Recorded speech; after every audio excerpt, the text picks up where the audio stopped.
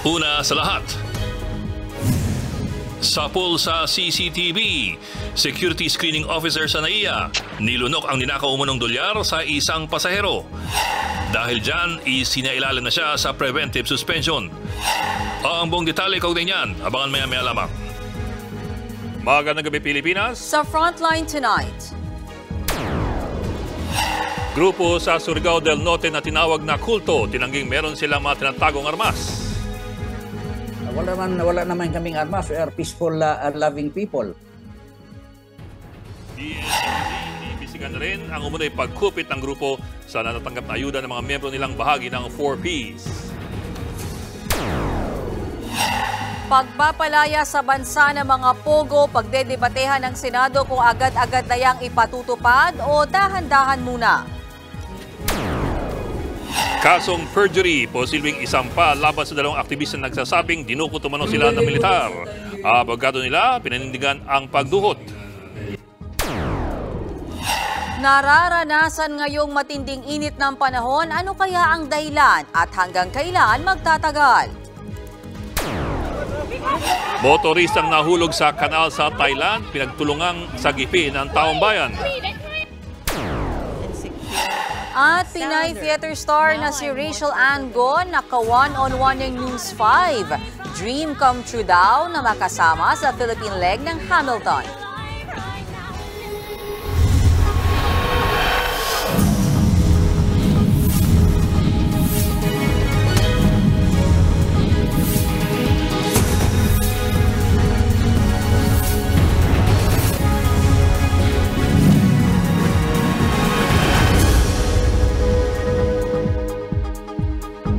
Sa pool sa CCTV, ang isang security screening officer sa NAIA na nilunok ang dolyar na ninakaw umano sa isang pasahero. Isinailalim na siya sa preventive suspension habang gumugulo ang investigasyon. Nasa frontline ng balitang yan si Gary De Leon. Sa viral video na ito, nakuha raw sa NAIA Terminal 1. Makikitang may isinubo ang isang babaeng security screening officer. Ang bagay na ipinasok niya sa kanyang bibig, pera pala na nagkakahalaga ng $300.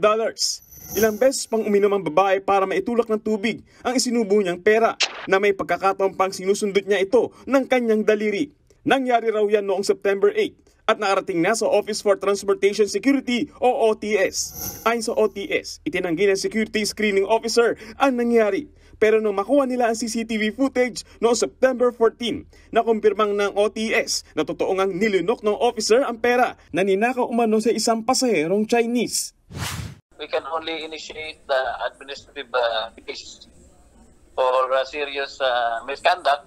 But we will later on pursue the criminal case. But we would need the cooperation of the passenger, yung naging biktima na Chinese national.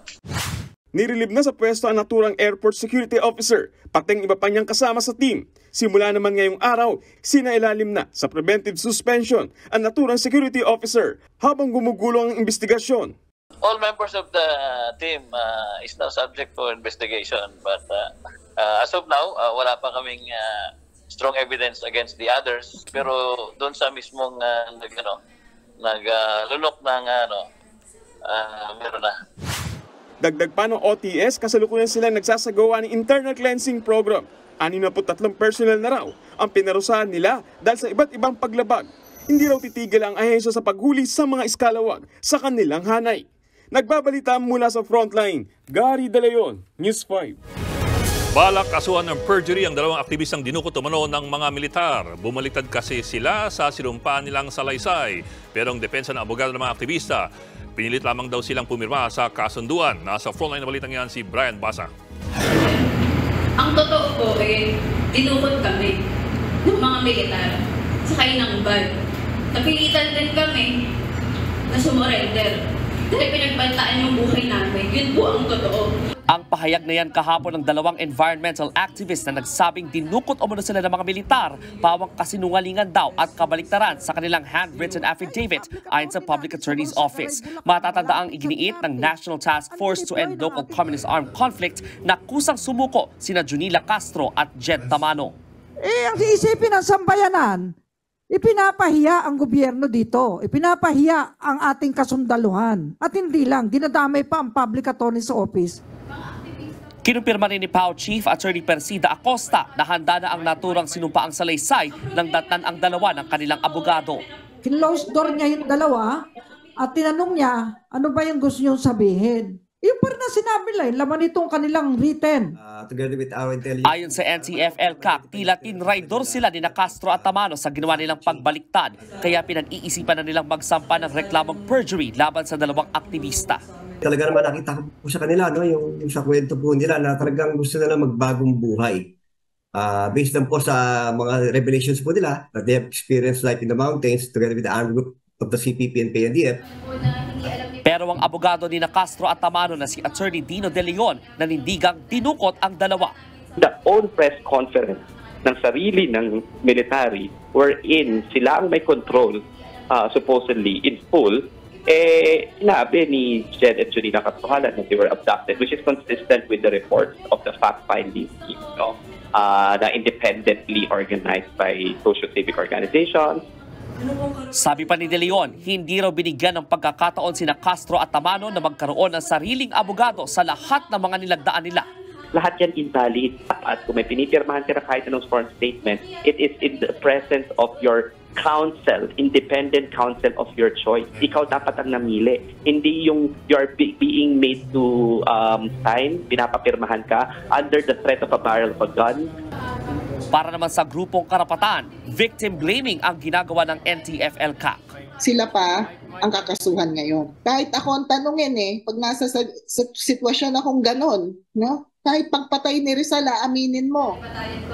Bukas nakatakdang humarap muli sa media ang NTF-ELCAC kung saan isisiwalat daw nila ang naging background check ng militar kina Castro at Tamano. Nagbabalita mula sa Frontline, Brian Basa, News 5. Pinag-usapan hanggang sa kamera ang umano'y pagdukot ng militar sa dalawang aktivista. Naungkat din ang umano'y milyon-milyong pisong hindi pa nababayarang electric bill sa mga kampo ng militar. Nasa frontline ng balitang yan si Faith Del Mundo.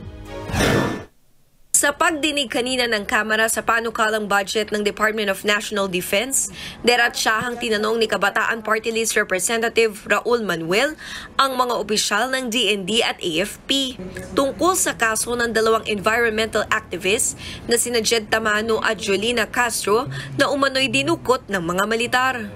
Would the AFP admit to abducting the two young women, Mr. Speaker? No, Mr. Speaker, and the AFP plans to file perjury cases or charges against the two. Buwelta naman ng kongresista. Ano po ang batayan na sampahan ng kaso? Ang dalawang matapang na kababaihan na inabduct na nga nila at illegal na dinetain sa military camp. Hindi natin alam kung anong tipo ng panlilinlang yung ginawa sa kanila or coercion para mapuwersa sila na pumirma. There are witnesses who were there during the signing of said affidavit.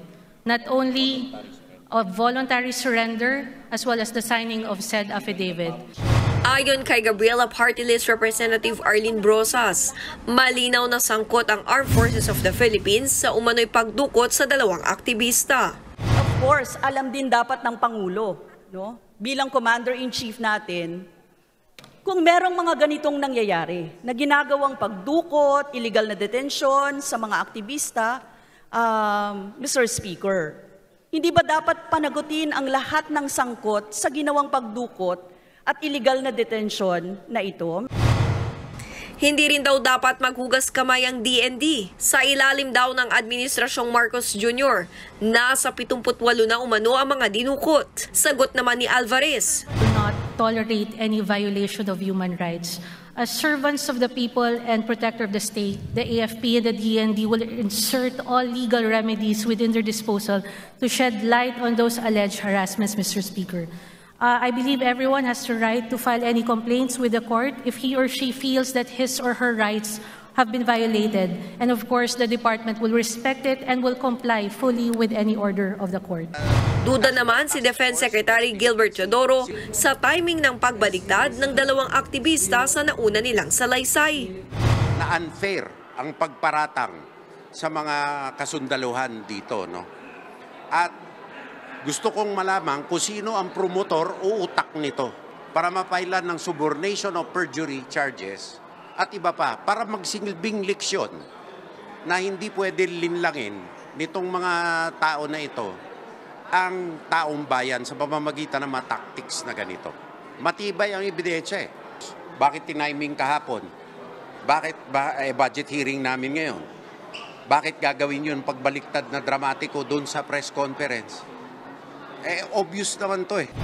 Bukod sa isyu ng umano'y pagdukot, naungkat din sa pagdinig na may milyon-milyong pisong utang umano ang mga kampo ng militar sa kuryente. Ayon kay APEC Party List Representative Sergio Dagook, higit 15.7 million pesos ang utang ng mga kampo sa Electric Cooperative 2 sa Tarlac. Umabot naman daw sa 70 million ang utang sa kuryente sa Surigao, pero nasingil naman daw ito. One of the reasons for the delay in the payment of utilities such as electricity is the lack of real-time reconciliation, updating of payment records, and of course the deployment rate of military units. Hindi naman kumbinsido dito ang ilang mambabatas. And I have already explained that that reason is unacceptable. Moving of troops, no, is irrelevant. Kasi tropa lang naman yung nagmo-move. Ang kampo nandun dyan. So, yung budget naman ay hindi naman dinadala ng mga tropa. Sa huli, tinapos ang debate sa 232.2 billion pesos sa panukalang budget ng DND. Kaya iaakit na ito sa period of amendments bago dumaan sa susunod na pagbasa. Nagbabalita mula sa Frontline, Faith Del Mundo, News 5. Usapang pondo pa rin, pinuna sa Kamara ang binawasang 2024 budget ng Commission on Human Rights na makakapekto raw sa kanilang mga programa. Nasa Frontline balitang yan si Marian Enriquez. Giniit ni Gabriela Party List Representative Arlene Brosa sa plenary debates ngayong araw na nais niya ng dagdag na pondo para sa Commission on Human Rights o CHR. Pagpuna niya, kakarampot na nga ito. Binawasan pa. 976.3 million pesos na lang ito sa susunod na taon mula sa kasalukuyang 993 million pesos. Ayon sa sponsor ng budget sa plenaryo na si Negros Oriental Representative Jocelyn Lim Caichong, apektado nito ang mga pangunahing programa ng CHR. Halimbawa na lang ay ang budget sa financial assistance. Bumagsak ito sa 3.8 million pesos na budget sa 2024, malayo sa higit 13 million pesos ngayong 2023. It will also affect the transportation costs. The lack of funds for local travels of investigators to be prompted up and visible in times of need. And we also have the office supplies and materials. Human Rights Promotion Program, Human Rights Policy Advisory Program, which have been running for a long time. Bukod dito, naungkat din ang napakaraming mga batas na mandatong ipatupad ng komisyon pero hindi napopondohan. Kabilang dyan ang Anti-Violence Against Women Act, the Mental Health Act, Philippine HIV/AIDS Policy Act at Anti-Torture Act. Kung susumahin, nasa 271.6 million pesos ang kailangan pang dagdag na pondo ng komisyon para sa mga mandato. Alam naman natin na bilyon-bilyon ang inilalaan na budget ng gobyerno, lalo na sa confidential funds. Kaya nga kanina, I won't retract, Mr. Speaker, my position regarding the confidential funds ng ilang mga ahensya. Naging mainit din ang usapin ng confidential funds sa budget ng Office of the Ombudsman na tinalakay din sa plenaryo kanina. Handa na raw ipagparaya ng Ombudsman ang nasa 51 million pesos na confidential funds. Ayon yan sa sponsor ng budget na si Manila Representative Benny Abante. Ang sabi nga ng ating Ombudsman, if it will question the integrity of the Ombudsman, ang sabi niya, oo, tanggalin na yung confidential fund. Nauna na rin pumabor ang Department of Finance na alisin ang 1 milyong pisong confidential fund ng ahensya. Dapat daw ay standby fund ito sakaling gamitin ng Secretary of Finance para i-augment ang confidential funds ng Bureau of Customs at Internal Revenue. Binabalik naman daw ang hindi nagagamit na pondo sa bawat katapusan ng taon. Aabot sa higit 10 bilyong piso ang kabuuang confidential funds ng iba't ibang ahensya ng pamahalaan.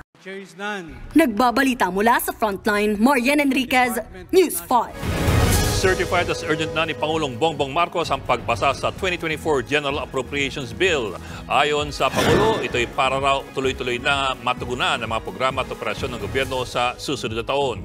Laman ng House Bill ang 5.768 trillion pesos na panukalang budget para sa 2024. Unang sinabi ni House Speaker Martin Romualdez na ahead of schedule ang deliberasyon nila sa panukalang pondo. Kumpiyansa siyang maaproba na ganito ng plenaryo at malalagdaan ng Pangulo bago magpasko. Sa ibang balita, masama ang loob ng grupong Socorro Bayanihan Services Incorporated sa alegasyong isa silang kulto. Handa raw silang ipasilip sa ang kanilang lugar sa Surigao del Norte para patunayang wala silang iligal na ginagawa. Narito ang aking report. Napakasakit na tawagin na kulto. Bakit kami kulto na kami ay mga IFI, mga loyal? Kami pa po nagpatayo ng simbahan sa bayan namin. Magkatang-isip lang yun sa kanila. Masama ang loob ni Socorro Bayanihan Services Incorporated Vice President Mamerto Galanida sa mga tumatawag sa kanila bilang isang kulto. Ayon sa opisyal ng grupo, bukas ang kanilang lugar para patunayang wala silang ginagawang iligal. Handa rin daw silang humarap sa investigasyon ng Senado. So time will come when we will be all vindicated. So mga nakikinig ngayon, please do not be judgmental. Nag-ugat ang akusasyon ng isiwalat ni Senadora Risa Ontiveros ang umano'y pang-aabuso ng tinawag niyang kulto sa 8 batang miyembro ng Socorro Bayanihan Services sa Surigao del Norte. Ayon sa Department of Justice, June 1 pa nang sampahan ang patong-patong na reklamo ng NBI ang grupo. Qualified trafficking, kidnapping and serious illegal detention at paglabag sa Special Protection of Children Against Abuse, Exploitation and Discrimination Act ang isinampang kaso laban sa 13 kasapi ng grupo. Kabilang dito ang leader nilang si J. Renz Kilario alias Senior Aguila. Pero hanggang ngayon, hindi pa umuusad ang reklamo dahil sa mga mosyong inihain ng grupo. Ayon pa sa NBI, binulgar ng mga nagreklamong minor de edad na may armas umano ang grupo at may nagtitrain sa kanilang dating pulis. Pero itinanggi ito ng Socorro Bayanihan Services. Meron kaming mga dating pulis dito pero hindi naman nagtitrain ng armas. Wala naman kaming armas. We are peaceful, loving people. Gustong ilipat ng DOJ sa Maynila ang pagdinig sa mga kaso. Just because it has reached a level of national importance and it's really a problem that is deeply rooted in that province, it's better to have siguro an independent panel of prosecutors look at the case so they can objectively assess the case and all the allegations inside the complaint. Kanina sa pagdinig ng Senado, isa pang alegasyon ang lumutang laban sa grupo. Ayon kay Ontiveros, may lumalabas na impormasyong kinukuha umano ng grupo ang kalahati sa perang natatanggap ng mga miyembro nilang benepisyaryo ng Pantawid Pamilyang Pilipino Program o 4Ps. So, kung totoo yun, practically gobyerno ang nagpopondo sa kulto, no? Kinumpirma ng DSWD na higit 500 4Ps ang miyembro ng Socorro Bayanihan Services at pinaiimbestigahan na raw nila ito. What is for the beneficiary is for the beneficiary. It's against the creed of the department when may tumabas. No matter kung sino man yan. No government official, no private individual can take what is given directly to the beneficiary. At kung po ng balitang yan, makakausap natin si Surigao del Norte Governor Robert Lyndon Barbers. Magandang gabi, Governor, at thank you for joining us tonight. Good evening, sir. Yes, magandang gabi sa inyo, Ed and Mayan. Good evening po. Yes, sir. Sir, well, actually, kahit naman po kami, we would hesitate to call any group cult kasi, you know, one man's cult is probably another man's religion. Pero as far as you are concerned, correct, Governor, ano po ba yung pagkakaalam ninyo dito sa nature ng grupong ito?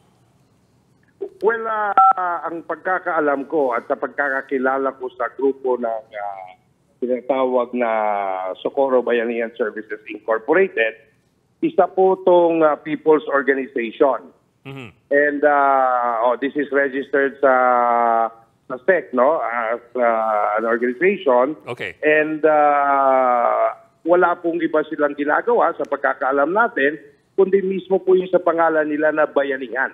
Ika nga nagtutulungan, no? They are considered a farmers group. Uh-huh. Okay. So meron pong legal identity itong grupong ito, in other words. Yes, they are registered sa SEC, no, as Socorro Bayanihan Services Incorporated. Okay. Kung pagbabasehan po kasi natin, Sir Governor, yung privilege speech ni Senator Risa Hontiveros, detalyado yung reklamo doon na may mga child abuse na nangyayari sa loob di umano nitong organisasyon na ito. Mga bata yung biktima. Kayo po ba nakatanggap ng reklamo sa inyong Kapitolyo laban dito sa Socorro Bayanihan? Yes, Mayan. Actually, bago pa lumabas yung privilege speech ni Senator Hontiveros, meron na po tayong ginawang aksyon ng provincial government po, no? In fact, all these things started early part of this year, around April, no? Around April, na meron pong isang dating provincial government employee na happens to be a member of this Bayanihan group, no? So, nagreklamo siya sa aking tanggapan dahil po sa pangyayari na sabi nga po niya, according doon sa victim, I would rather say alleged victim, no, na bumaba po siya ng bundok para maghanap ng trabaho and maghanap buhay kasi nga daw po mahirap ang kanilang buhay doon sa Sitio Kapsyan. And to make the long story short, nung bumalik po siya pag-akyat sa bundok ulit, hindi na po siya pinapasok. Dahil po yung husband niya naiwan doon, gusto niya pong kunin. Okay. At sinabihan po siya na hindi ka na pwedeng pumasok at saka wala ka ng asawa dahil yung asawa mo kinasal na sa iba. Yung mga arranged marriage, so doon po nagsimula yung reklamo. Okay. And meron din pong mga iba na ika nga kung tawagin, mga naka-iskapo, nakatakas, no? Na bumaba po sa bayan na mga minors and adults, no? Na yun po ni-rescue po namin. That was around latter part of April 2023, no? Which also triggered the provincial government na nag-issue po ako ng executive order. Okay. No, creating an interagency task force to investigate the alleged complaint of the alleged victims na meron pong human rights violation. Okay. Gov, puntahan ko. Okay, so malinaw na may reklamong nakakarating sa inyo. Puntahan ko lang po kasi may isa pang seryosong reklamo na ginagamit daw nitong grupong ito yung kalahati or porsyento ng 4-piece ayuda. Ang sinasabi ng DSWD, sir, nag-extend na sila ng help para imbestigahan, pero devolve daw kasi yung powers sa inyo dyan, sa pamimigay ng 4-piece. So, may ginagawa ho ba kayo para malaman kung ginagamit ho yung 4-piece ng mga kababayan natin dyan, nitong organisasyon na ito? Actually, yes, may under sa LGU ng Socorro yan, sa Municipality of Socorro, no? So, right now, because of that new information, we are conducting also our own investigation to that matter, no? Kasi yung task force po na create natin was investigating on the possible violation of human rights. No po?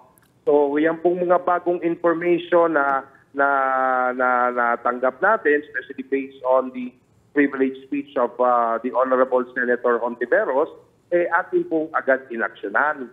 Kasi po talaga yung task force was focused in investigating the alleged claim of the victims na there was violation of human rights. And in fact nga po, no, just for the information po natin, naipasa na po ang kaso sa korte. So it was the National Bureau of NBI investigation at there was probable cause found by the Fiscal's Office. So nasa korte na po yung kaso. Okay. Well, Gob, sabi nga ninyo, based dun sa investigation ng task force, meron na pong naisampa sa korte. Pero I'm just wondering if there is, if the provincial government or the authorities see any need, only if you see any need, to look into the other activities of the group to see if there are other members who might be involuntary members of the group. I mean, you know, if you know what I mean. Na kung meron kailangang i-rescue. Actually, ngayon, because of the privilege speech also of Senator Hontiveros, we immediately called for an emergency meeting ng task force, no, to conduct thorough investigation with the additional information that we got galing po doon sa kanyang privilege speech, no? Para po talaga malaman natin kung ano po talaga ang mga nangyayari. Kasi po itong mga reklamo na inakyat po sa korte, this happened early June 1st, if I'm not mistaken, of this year, no? So kung meron pong mga bagong information ganyan, of course, it is the duty and responsibility of the task force na amin pong siyasatin at amin pong imbestigahan. Kasi po ang amin pong number one concern dito is yung to uphold po talaga yung yung human rights, and definitely we would not tolerate this kind of any form of abuse and exploitation kung meron nga. But then again, it's not the duty and responsibility of the provincial government po ang mag-decide sa kaso. Yes, sir. Kasi po nasa korte na nga po. Opo. Yes, sir. Yes, sir. We understand, sir. In the end naman, people are free to believe what they want to believe so long as there's no violation of civil or political rights or the revised penal code. Yes. Okay. But definitely, ayaw natin lang ganyan di ba? Kasi alam mo pag sinabing, yun nga, gaya lang sabi mo kanina, yung sinabi mong kulto, it is not for us to say na ang isang organization ba kulto or hindi, di ba? Yes, sir. Ano po ang tamang ahensya ang magdedeklara sa isang grupo, o ano bang simbahan ang magdedeklara sa isang grupo na isang kulto? Okay. Maraming salamat. Pero yes, sir. continuous po naman yung aming pag-iimbestiga kung ano-ano man pong mga bagong information na aming natatanggap sa aming opisina at sa task force. And we are closely coordinating with the local task force ng munisipyo ng Socorro po. Okay. Yes, sir. We will keep in touch, Governor. Maraming salamat, Governor Robert Lyndon Barbers. Thank you po. Good evening, sir. Susunod, damang init sa Metro Manila, umabot na sa danger level. May paliwanag dyan ang Pag-asa. Bulkang Taal, nagbuga na naman ng volcanic smog. Mga kalapit na bayan, naglabas agad ng babala. At 8 lugar sa bansa nagpositibo sa red tide. Magbabalik pa ang Frontline Tonight.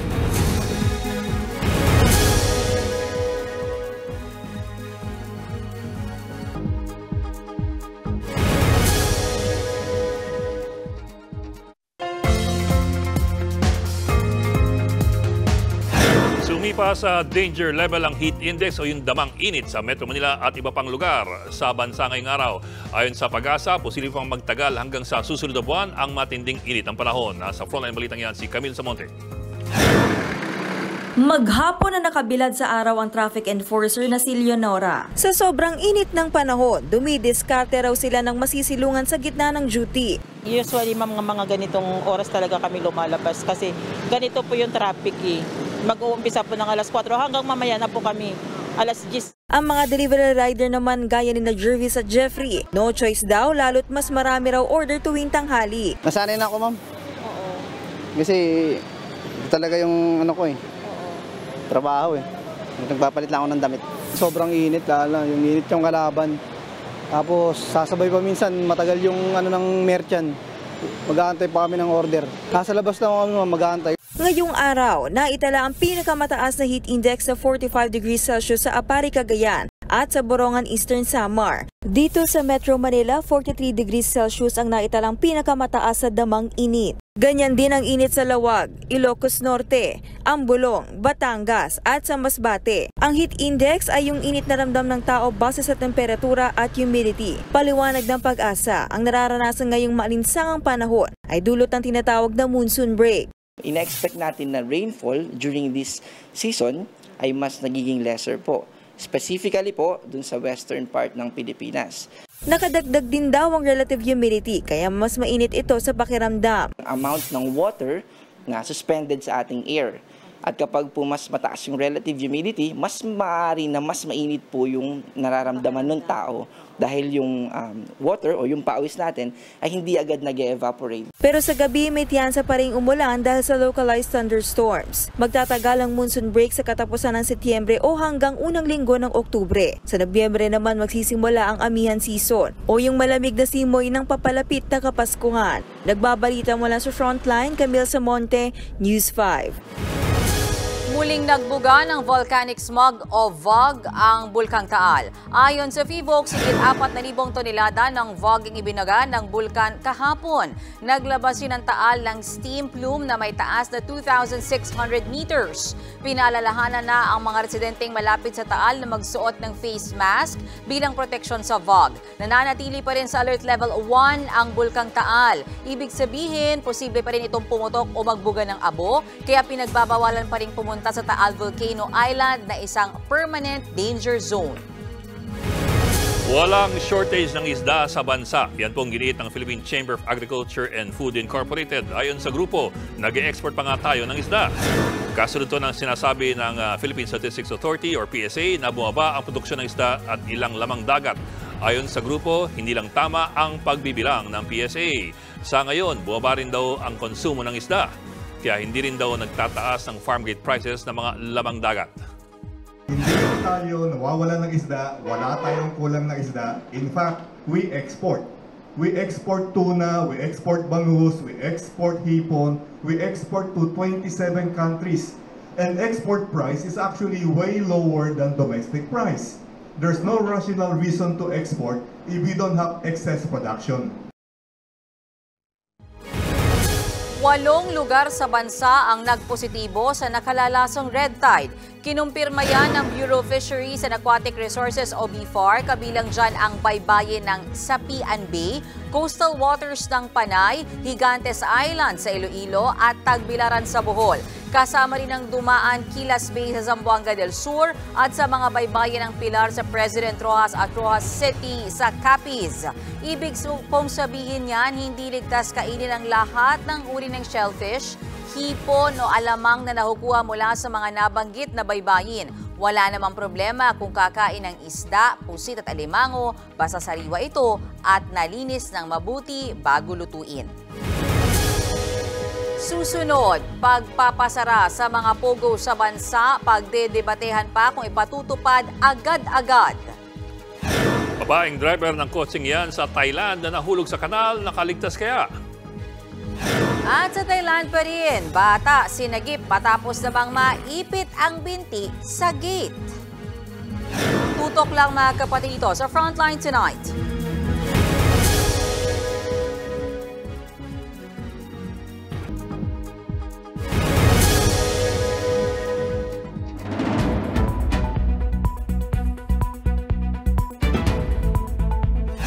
Nabuhay muli ang posibilidad na ibaba ng mga pogo sa ating bansa. Yan po yung matapos ilabas ang committee report mula sa Senado na nagre-rekomenda ng nasabing total ban. Bok, anong sabi ng mga senador? May suporta ba sa Senado para sa ban na yan? Meron naman, Bok. 10 senador ang pumirma sa committee report na yan. Actually, March pa pinaikot ni Senator Win Gatchalian na chairman ng Committee on Ways and Means report. Pero bumilang ng 6 na buwan, Bok. Ngayon lang nila nakuha yung majority vote mula sa 18 members. So, majority 10, pasok na yon. Bakit natagalan, Bok? Kasi half-hearted yung mga senador doon sa pagpapaban. Kasi maraming mawawala ng trabaho ng mga Pinoy na nagtatrabaho sa mga pogo. Pero ngayon, doon sa committee report, pag binasa mo, malinaw na nakasaad, gradual phase out ng pogo sa bansa within 3 months. After maaprobahan ng buong Senado yung committee report na yan. Pero kung si Senator Gatchalian tatanungin, gusto niya daw hindi 3 months. Immediate ban ang gawin sa mga pogo. Kung bakit, Bok, pakinggan natin yung kanyang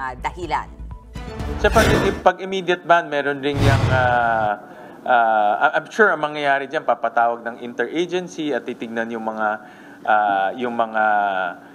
dapat asikasuhin. No? For example, employment, winding down, kasi nga may upa sila. No? Siyempre, hindi naman pwedeng biglang umalis yung nangungupahan.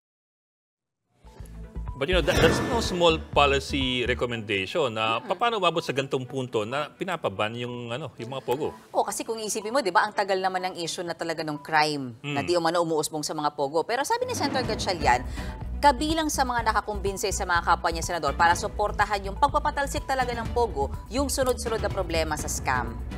na nambibiktima sa ating mga kababayan. Lumalabas kasi, Bok, konektado yung marami sa mga scam na yan sa mga pogo. Apektado rin daw yung reputasyon ng ating bansa, integridad ng ating ekonomiya, dahil sa mga kriminalidad na umuusbong mula sa pogo. Ano ba yung mga kriminalidad na yan, Bok? Kidnapping, prostitution, money laundering. Umabot ng araw, Bok, sa 4,355 ang victims ng pogo-related crimes mula 2017 yan, Bok, hanggang ngayong taon.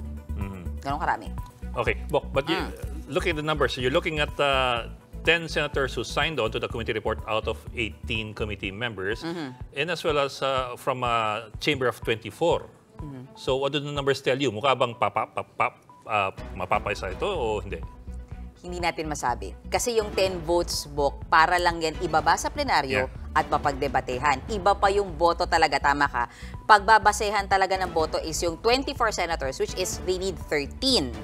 Ang sinasabi ni Senator Gatchalian, umaasa siya makukuha niya yung sapat na boto na yan. Pero alam din niya na may matinding pagdedebatehan sila sa plenaryo, which is, yan nga, immediate ban ba o gradual phase out, which is tatagal lang 3 buwan or more, depende nga sa sasabihin nung kanyang mga kasamahang senador. Paglilina lang, are we talking about possible law here or just a recommendation ng committee to the executive? Recommendation ng committee to the executive. Kasi gusto nila ng resolution. So it's not going to be mandatory? No, depende pa rin sa executive. Kumbaga push lang nila. Okay. Well, salamat, Bok. Malagang malaman ng mga kwento sa likod ng balita. Totoo yan, Bok, dahil ang bawat balita may konteksto.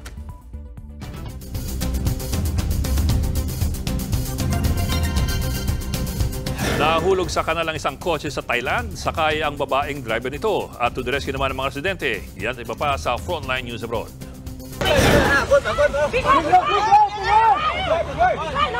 Dali-daling lumusong sa kanalang mga residenteng ito sa Thailand para sagipin ng isang babaeng na trap sa minamaneho niyang kotse. Nagtulong-tulong silang buhati ng sasakyan para hindi ito tuluyang lumubog sa tubig. Binuksan nilang mga pinto ng sasakyan, may isang sumisid sa loob at nang tuluyan na nilang naitayo ang sasakyan, doon na nailabas ang babaeng driver. Agad isinailalim sa CPR ang biktima na maswerteng nakaligtas sa pagkalunod. Base sa investigasyon, nawalan ng kontrol ang babaeng driver hanggang sa bumangga sa mga harang sa kalsada at nagdire-diretso sa kanal. Sa Thailand din napasugod naman ang mga bomberong ito para sagipin ng isang bata. Ang biktima, naipit ang binti sa pagitan ng mga bakal sa gate. Gumamit ng metal cutter ang mga rescuer. Katabi ang kanyang nanay, matagumpay na natanggal sa pagkakaipit ang binti ng bata. Naipit daw ang biktima habang naglalaro. Nagbabalita mula sa Frontline, Elaine Fulgencio, News 5. Dapat umanong tutukan ng mga otoridad ang ginawang paglunok ng pera ng isang security screening officer ng NAIA ayon kay Senator Bato de la Rosa. Ayon sa senador, dapat ipaliwanag ng Office for Transportation Security at Department of Transportation ang buong pangyayari sa naturang bagong modus sa NAIA. Malala na raw kung totoong kinakain ang pera para lang hindi sila mahuli. Nakakasira umano sa reputasyon ng Pilipinas kung hindi ito agad maaksyonan. Abangan mga wrestler sa Japan sa tren naglalaban-laban. At Rachel Ann Go nakasama sa cast ng award-winning musical na Hamilton na kawan-uwan ng News 5. Tuloy-tuloy ang balitaan dito sa Frontline Tonight.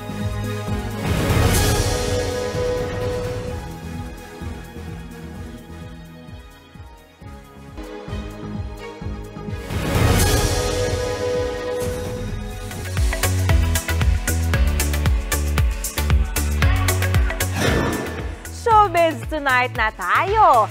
Bida ang isa nating kababayan at theater actor na si Joaquin Pedro Valdez sa hit musical concert ng anime na Death Note sa London.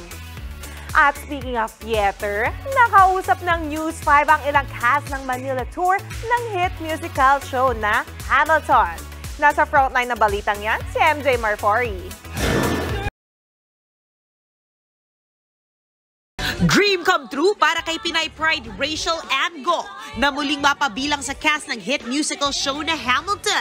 Naging part kasi si Rachel Ann sa Hamilton show sa London. At ngayon, dito mismo sa Pilipinas niya gagampanan ang role na Eliza Hamilton. Kwento kanina sa atin ni Rachel Ann, minanifest daw niyang makasama sa cast ng Hamilton in Manila. I had a feeling that Hamilton will be coming to the Philippines. And I told myself, I'm gonna do this role. Naka one-on-one din ang News 5 ang Pinay International Theater star. Super excited daw si Rachel Ann na mapanood ng mga Pinoy ang hit musical. For me, it's such an amazing story, amazing music, and to be able to do this in my hometown, that is really special. Kasama ni Rachel Ann sa si Jason Arrow, nagaganap bilang si Alexander Hamilton. What do you think will the Filipinos relate to most in this story?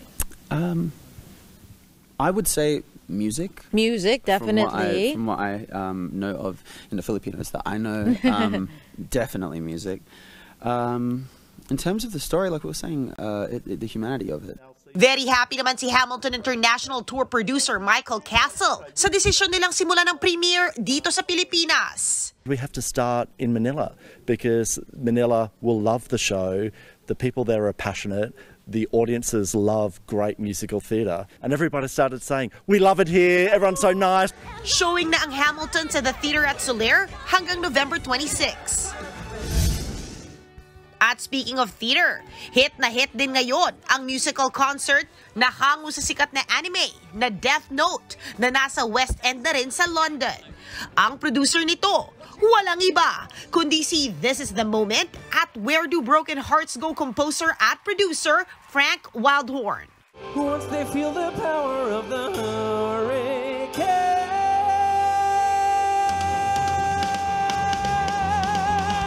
At ang mas bongga, Pinoy din ang bida ng show, si Joaquin Pedro Valdez. Ginagampanan niya ang iconic Death Note holder na si Light Yamagi. Kwento niya sa News 5, big break ito para sa kanya. Never ko naman na-experience to nung nasa Pilipinas ako. I've never experienced this kind of attention. Not when I was in the Philippines, and even here, I was like, wow, what is going on? Thankful din si Joaquin, lalo't bukod sa Death Note, may iba pang nakalinyang projects para sa kanya. The Philippines is just a wealth of talent. Pero yun na nga, yung opportunity, no, to really showcase that talent in the world stage doesn't come often, unfortunately. So hopefully, you know, with more of us out here opening the doors, mas nakikita na yung mga, you know, the world can see now what. Nagbabalita mula sa Frontline, MJ Marfori, News 5. At yan ang latest and hottest sa showbiz tonight. Ako si Jania Lepon. Happy Wednesday mga kapatid!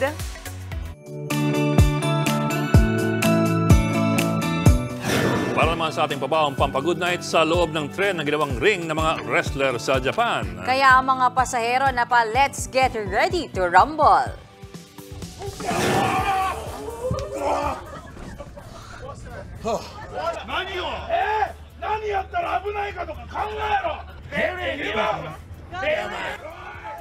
Nagbalibagan ng mga professional wrestler sa umaandar na bullet train. May referee pa sila.